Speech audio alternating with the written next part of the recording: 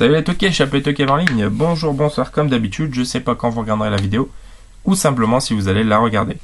Voilà, on se retrouve aujourd'hui pour une nouvelle vidéo, donc ça va être la suite de l'ABC d'horreur. Ça va être la deuxième partie de la lettre L.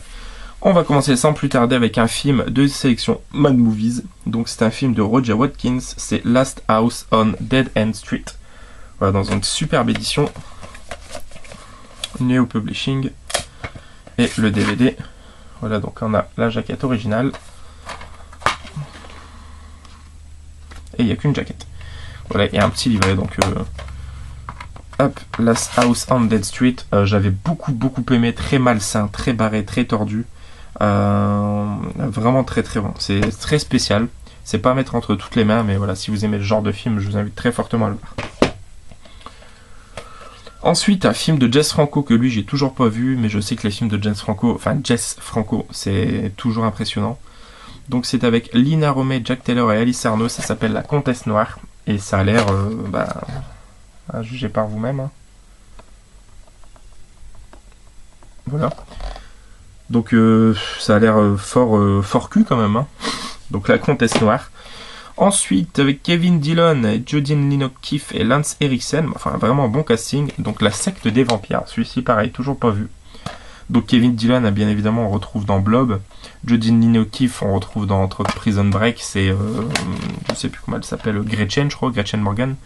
Et Lance Henriksen, qu'on peut retrouver entre autres dans Alien, qui joue le Bishop. Donc voilà, La Secte des Vampires, je sais pas ce que ça vaut. Ensuite, nouvelle sélection Mad Movies, le retour de la créature du lagon. Voilà, donc c'est fort inspiré de la créature... c'est la suite de la créature des marées, pardon, de Wes Craven. Voilà, que j'ai présenté dans la lettre C. Ensuite, un film que j'aime énormément, une comédie satanique et satirique de Alex de la Iglesia. Voilà, ça s'appelle Le Jour de la Bête. Et en fait, c'est comment un prêtre va être envoyé sur Terre comme mission de détruire le diable en fait, et il va être aidé d'un métalleux complètement barré et d'un gourou d'un arnaqueur gourou, on va dire. C'est génial, franchement c'est très drôle, c'est l'humour espagnol. Alex de la Iglesia qui a fait aussi Les Sorcières de Zugarramurdi, qui est génialissime, et qui a fait El Bar, qui est disponible sur Netflix, que j'ai toujours pas vu, mais c'est un super réalisateur, on n'en parle pas souvent je trouve quand même. Donc Le Jour de la Bête. Ensuite, Le Jardin des Tortures. Voilà, donc vieux film également. Hein, il est de 67. Voilà, donc ça a l'air complètement barre aussi. C'est avec Peter Cushing et Jack Palance. Voilà, c'est un vieux film. Il me semble que j'avais commencé à regarder, mais je m'étais endormi. Donc, Le Jardin des Tortures. Ensuite, cultissime. Voilà, L'Empreinte de Dracula. DVD qu'on trouve quand même assez facilement, je trouve, celui-ci. Donc, un des films Dracula. Ensuite, un film de Dario Argento, Le Chat à 9 queues. Alors celui-ci, c'est une enquête policière, enfin une sorte de polar un petit peu. J'ai toujours pas vu celui-ci. J'ai un peu de mal avec ce genre de film de Dario Argento. Faudrait que je m'y plonge plus en détail. Ensuite, excellent, Le Continent des Hommes Poissons. Voilà, vraiment très cool. C'est le film... Oh, d'ailleurs, je pense que je risque de sûrement mettre l'affiche originale. D'ailleurs, je change ça tout de suite. En direct, les amis. Hop. Le Continent des Hommes Poissons. Ah, ça a tout de suite plus de gueule, hein, avec la jaquette originale. Ensuite, on a un excellent film de Sam Peckinpah, titre original Straw Dogs, avec Dustin Hoffman, voilà, Les Chiens de Paille. Donc à savoir que ce film, je n'avais vu que le remake. Je sais plus les acteurs qu'il y a dans le remake, mais j'avais trouvé très bon. Et l'original est juste meilleur, est juste génial quoi. Dustin Hoffman est monstrueux dedans. Donc Les Chiens de Paille, je vous invite très fortement à le voir. Donc en fait, ça va être un couple qui va être traqué plus ou moins chez eux, et la pression va monter chez Dustin Hoffman, qui va péter un plomb petit à petit. C'est jouissif. Ensuite, toujours sous blister, je n'ai jamais vu, c'est Le Village des Maudits. Je sais pas du tout ce que ça vaut. J'avais eu ça à Nose pour 1,99€. Hein. Voilà, on reconnaît bien les étiquettes Nose. On voit pas très bien, mais bon. Ensuite, excellentissime de John Carpenter, Le Village des Damnés. Voilà, très culte. C'est le remake du film des années, je sais plus, 60, je crois. Celui-ci, Le Village des damnés, original, voilà. Je sais plus c'est quelle année, ouais j'aurais dit 60, dans les années 60, 50, 60 par là. Ouais, n'hésitez pas à me dire si vous savez, donc Le Village des damnés, les deux sont très bons mais je préfère quand même l'original. Ensuite, excellentissime film de Wes Craven, voilà Le sous-sol de la peur, donc une maison qui a une cave infestée de créatures, de bêtes, tout ça. Vraiment très très cool. Ensuite, une comédie horrifique dont on parle pas assez souvent, je trouve, qui est vraiment très très fun pourtant. Et ben il y a James Corden, Matthew Horn. Bon, casting, vous connaissez personne, donc c'est Lesbian Vampire Killers. Et je le trouve très très fun, franchement, il est déluré et complètement barré comme film. Ensuite, excellent film également de John Carpenter. Voilà, c'est pas un film d'horreur, mais je l'ai mis parce que c'est Carpenter. Donc c'est Kurt Russell et Kim Cattrall, donc les aventures de Jack Burton dans les griffes du mandarin. Donc vraiment cultissime. Ensuite, un film québécois ou canadien, je sais plus, découvert il y a quelques mois, très dur.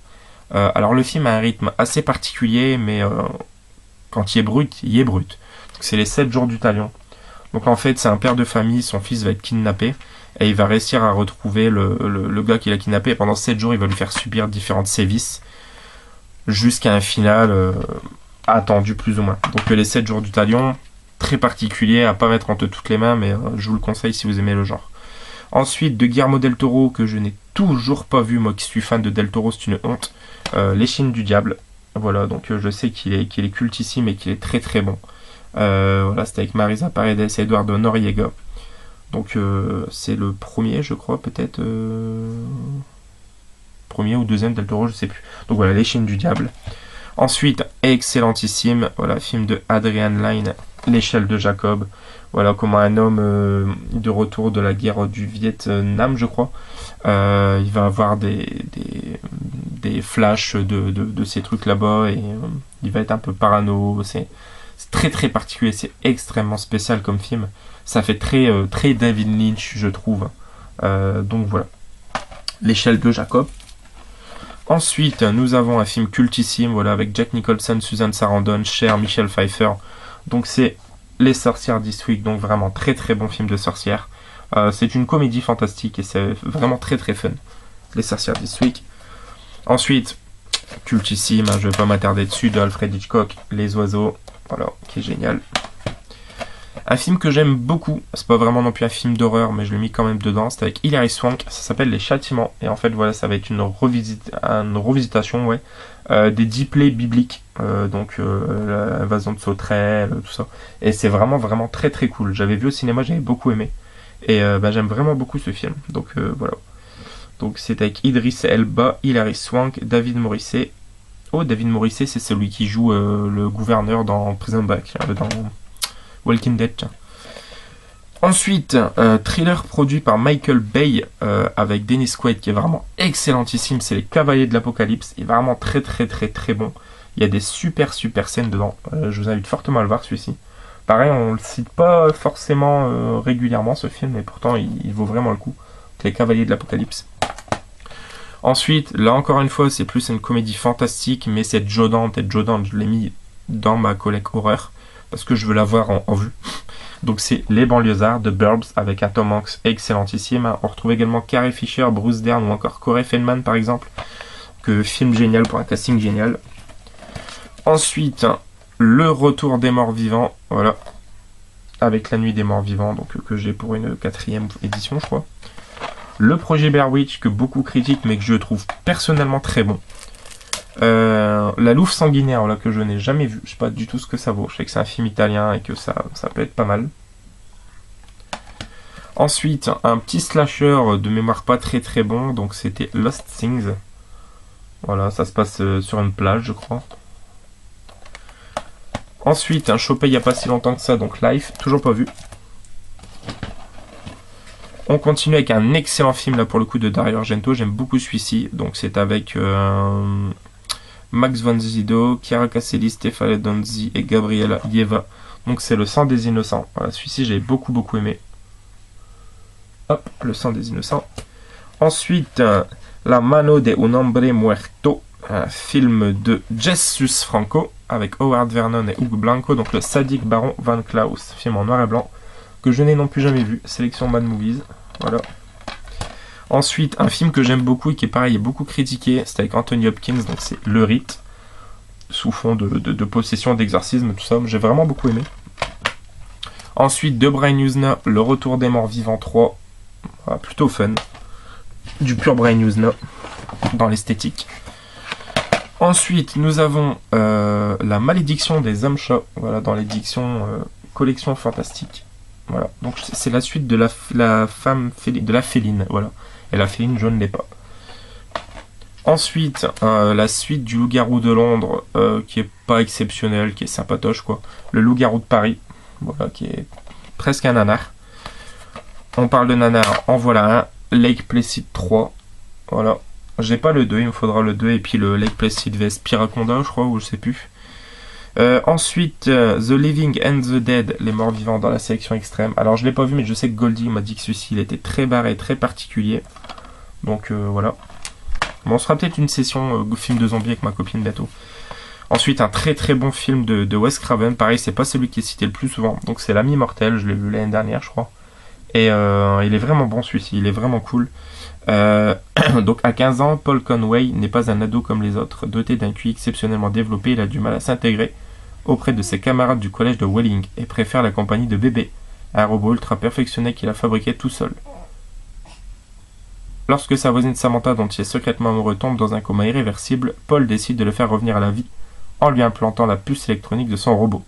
L'opération réussit, mais l'esprit du robot prend progressivement le dessus sur elle et le transforme en une redoutable et incontrôlable machine meurtrière, l'Ami Mortel. Et le dernier, c'est avec Peter Weller et Meg Foster, c'est Léviathan, donc voilà, film assez culte. Voilà, Léviathan.